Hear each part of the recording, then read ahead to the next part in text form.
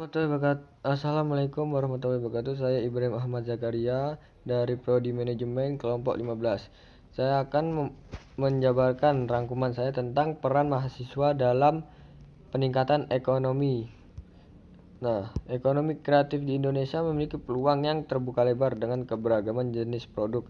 Produk yang dihasilkan meliputi industri kreatif, industri budaya, kuliner, produk berbasis digital seperti aplikasi startup, dan sebagainya. Hal ini mampu memberikan dampak ekonomi dan sosial yang tinggi. Salah satunya yaitu terciptanya lapangan kerja yang luas. Lapangan kerja ini nantinya akan menjadi solusi bagi angkatan kerja baru. Generasi muda sebagai aset bangsa berpeluang untuk memajukan ekonomi Indonesia melalui pengembangan produk-produk ekonomi kreatif. Generasi muda merupakan aset bangsa yang berperan besar dalam memajukan kondisi perekonomian Indonesia. Kementerian Perdagangan RI tahun 2008 menyusun rumusan ekonomi kreatif sebagai upaya pembangunan ekonomi berkelanjutan yang didasarkan dengan kreativitas, didukung dengan kondisi perekonomian yang berdaya saing dan cadangan sumber daya terbarukan. Ekonomi kreatif menjadi pilar pembangunan ekonomi Indonesia yang harus tetap diperjuangkan dan diperhatikan.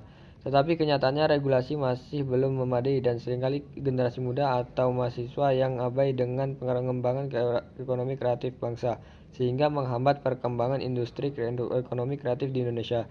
Sebagai generasi muda, kita harus bersinergi untuk menghasilkan inovasi yang dapat mengembangkan industri ekonomi kreatif demi kemajuan bangsa.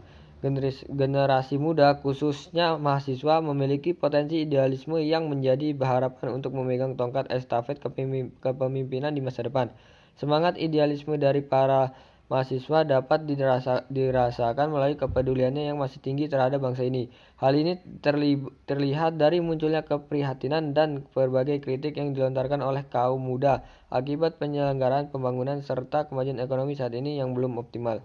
Kritik tersebut dimasukkan agar gerakan pembangunan dan kemajuan ekonomi mampu mencapai sasaran dan target yang diinginkan.